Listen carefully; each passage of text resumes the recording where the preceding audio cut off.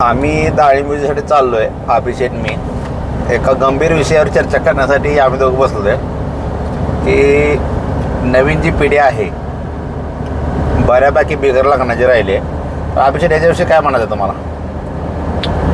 आता हे जे पोरं बिना लग्नाची राहिलीत हे लोकांनीच केलेली अडचण आहे. कशी काय? लोकांच्या अपेक्षा वाढलेल्या आहेत. कशा? चांगल्या पोराला पोरी देत नाहीत. बर पैसा गाडी बंगला दिसले की लगेच पोरी देतात. बर 2 वर्ष वातावरण चांगलं चालतं, म्हणजे होत करू पोरांना नको आहे ती अजिबात देत नाहीत. गाडी बंगला पोरांची अशी पोरं पाहिजे ती.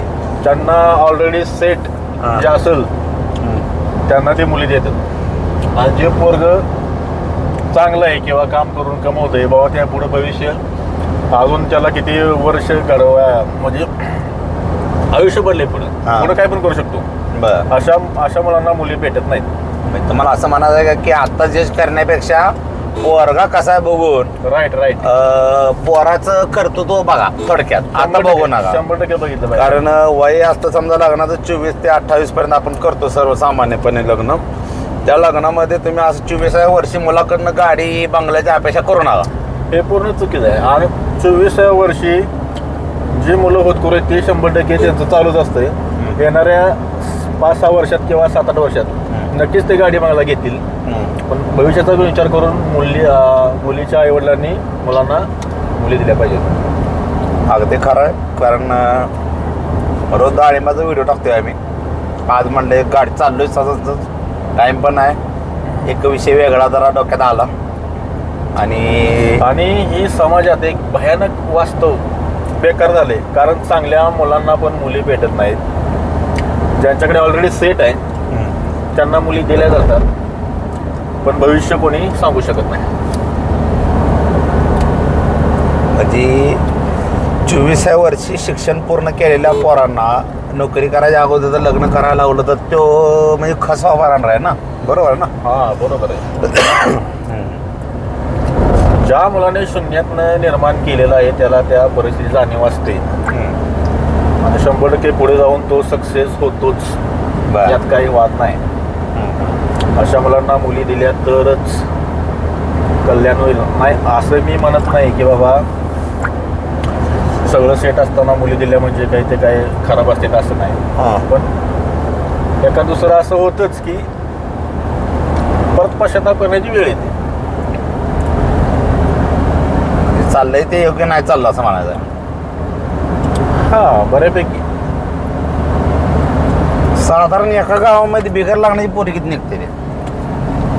30, 40, 50 जसे गावची लोकसंख्या तशी पोरं जास्त. नाही म्हणजे मला एक गोष्ट अशी विचारायची आहे की मुली कमी येते म्हणून पोर राहिली ती का दुसरं काय कारण आहे?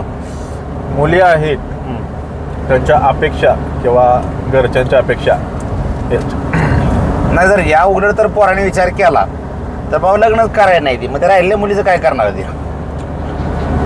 मग आता तो सर्वस्वी त्यांचा निर्णय. जेव्हा एखादं स्थळ चांगलं आहे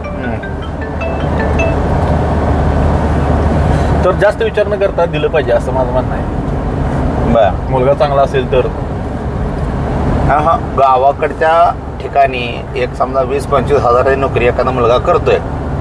घरदार व्यवस्थित आहे, घर आहे राहायला समजा, मुलं चांगली आहेत, मुलगा चांगला आहे, मग मुली द्यायला काय अडचण आहे? काहीच अडचण नाही. बिनधास्त दिली पाहिजे. हां बिनधास्त दिली पाहिजे.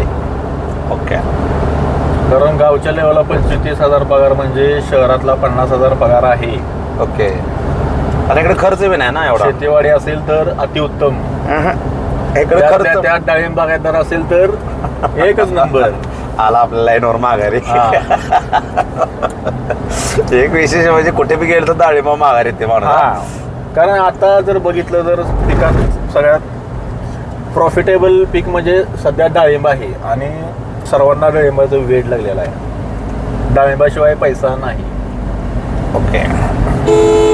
डाळिंब आणि कमीत कमी जर 1000 जरी झाडं असली आणि ती व्यवस्थित अगदी नियोजन लावून जर केली तर भरपूर पैसे मिळतात. नोकरीपेक्षा जास्त पैसे मिळतात डाळिंबामध्ये.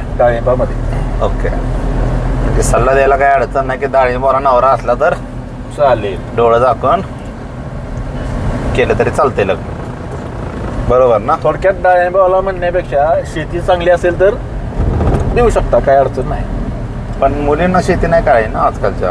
अरे फक्त मुली शेती असं पण पाहिजे. कुठं कामाला आता शेतात काम करणार आहे, आता सगळे त्यांना शेती करायची नाही, पण त्यांना शेतकरी नवरा पाहिजे. म्हणजे शेतकरी नवरा नको आहे, पण शेती पाहिजे त्या मुलीच्या बापाला. कशासाठी? कशासाठी म्हणजे म्हणते, मला ते काय प्रश्नाचं उत्तर अजून कळलं नाही की कशासाठी पाहिजे. मला वाटतं शेती इकून खायची आहे का काय कळलं ना मला. हे काय प्रॉब्लेम आहे मला काय दुसरा कळलं. पर्याय ही बी प्लॅन. नाही मग आता शेती बी पाहिजे, मुलगी शेती बी करणार नाही. ठीक आहे. हा मग आता पुढं काय करणार.